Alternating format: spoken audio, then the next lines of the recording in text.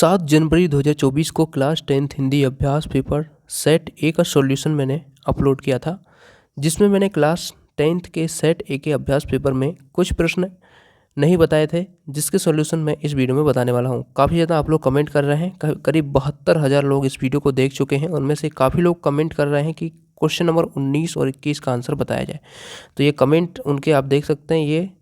तो चलिए मैं आपको क्वेश्चन नंबर 19 और 21 का आंसर बता देता हूँ।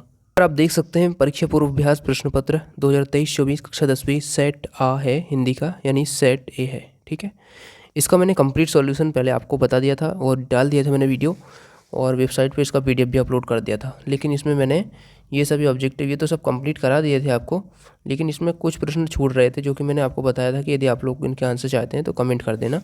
तो प्रश्न क्रमांक जो 19 है, निम्नलिखित गद्यांश की संदर्भ प्रसंग सहित व्याख्या करनी थी। ठीक है, ये गद्यांश आपको दिए गए हैं, अथवा सहित हैं दोनों, तो ये दोनों ही मैं आपको आंसर बता देता हूँ। और प्रश्न क्रमांक 21 है, इसमें आपका गद्यांश और काव्यांश दिए गए हैं, इनके आंसर आपको बताने थे, जो क्वेश्चन 3 इसमें पूछे गए हैं। तो चलिए इनके हम दोनों के आंसर देख लेते हैं। चलिए देखते हैं। देखिए, मैंने आपको बाकी पूरा आपका पेपर पूरा बता दिया है, तो पिछले वीडियो को देख लें, लिंक डिस्क्रिप्शन में दे दूंगा। ठीक है, ये पूरा सॉल्यूशन देख लें आप लोग उससे। ठीक है, तो इसमें मैं आपको वो बता देता हूँ जो क्वेश्चन हमारे रह गए थे। ठीक है, तो क्वेश्चन 19 का जो आंसर है इस प्रकार से आप लिखेंगे। संदर्भ इसमें लिखना है लखनवी अंदाज से ये आपका गद्यांश लिया गया है। ठीक है, और यशपाल जी द्वारा लिखित है। ठीक है, तो क्वेश्चन तो वैसे मैं आपको दिखा देता हूँ। ये क्वेश्चन है, निम्नलिखित गद्यांश की संदर्भ प्रसंग से व्याख्या करनी है। तो ये वाला जो गद्यांश है ये आपका लखनवी अंदाज जो पाठ है उससे लिया गया है। ठीक है, जिसको लिखा है यहाँ पर आप देख सकते हैं, इसके लेखक हैं यशपाल जी। ठीक है, तो याद रखें आप लोग, यशपाल जी लिखित है लखनवी अंदाज, और इसका संदर्भ इस प्रकार से लिखेंगे। उनकी विशेषताओं को इसमें वर्णन किया गया है। प्रसंग इस प्रकार से देख सकते हैं। इस कथा में नवाब साहब के चरित्र लखनऊ के नवाबी शान और उसकी विलक्षणता का प्रतिनिधित्व करता है। ठीक है, उनके खीरे की फांकों के प्रति अनुराग और उनका आनंद लेने का तरीका उत्साही जीवन शैली का प्रतीक है, जो लखनऊ के नवाबी दौर की पहचान थी।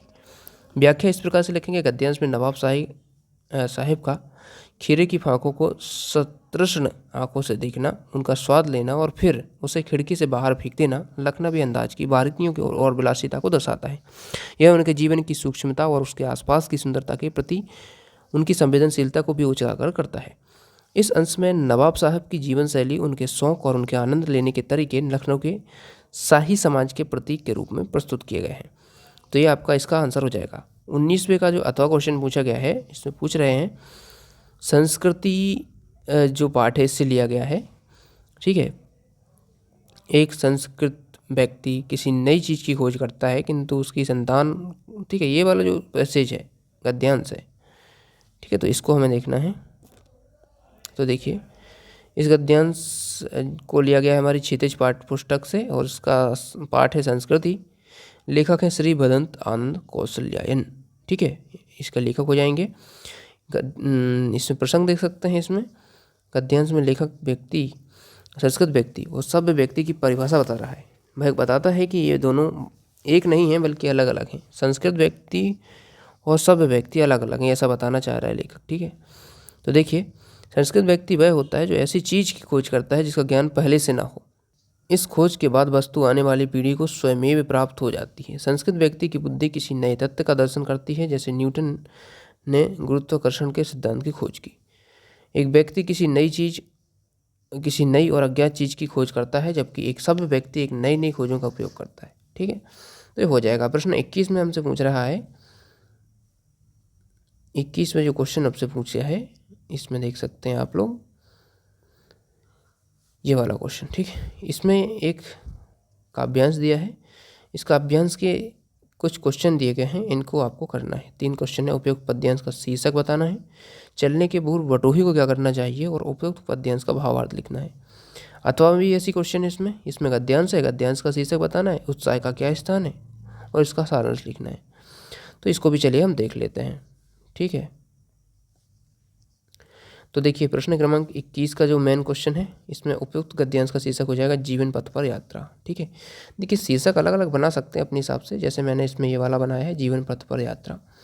सेकंड पूछा गया चलने के पूर्व बटोही को क्या करना चाहिए, तो इसका आंसर लिखेंगे इस पद्यांश के अनुसार चलने से पहले एक यात्री या बटोही को अपने मार्ग की पहचान और समझ विकसित करनी चाहिए, यानी उसे उस पथ की गहराई और उसके पिछले यात्रियों के अनुभवों को समझना चाहिए। ठीक है, उपयुक्त पद्यांश का भावार्थ लिखिए, तो भावार्थ इस प्रकार से आप लिख सकते हैं पूरा। ठीक है, यहाँ तक कंप्लीट हो जाएगा। 21 का देखिए उपयुक्त शीर्षक दुख और आनंद में भय और उत्साह की भूमिका, उत्साह का स्थान आनंद वर्ग में वही है जो दुख के वर्ग में भय का है। तो ये आंसर आप प्रकार से कंप्लीट कर पाएंगे। ठीक है, तो उम्मीद है आपको ये वीडियो पसंद आया होगा। मैंने आपको जो कंप्लीट बता दिया है सेट ए का भी और सेट बी का भी। सेट बी का तो मैंने पूरे ऑब्जेक्टिव मतलब पूरे ऑब्जेक्टिव के अथवा सही थी पूरे कंप्लीट करा दिए हैं, तो आप लोग चैनल पे जाके सेट बी का भी सॉल्यूशन देख सकते हैं सभी विषयों के, तो देख लेना। ठीक है, तो ये रह गए थे इसलिए मैंने इसको डाल दिया है। चलिए, थैंक्स फॉर वॉचिंग, मिलते हैं अगले वीडियो में।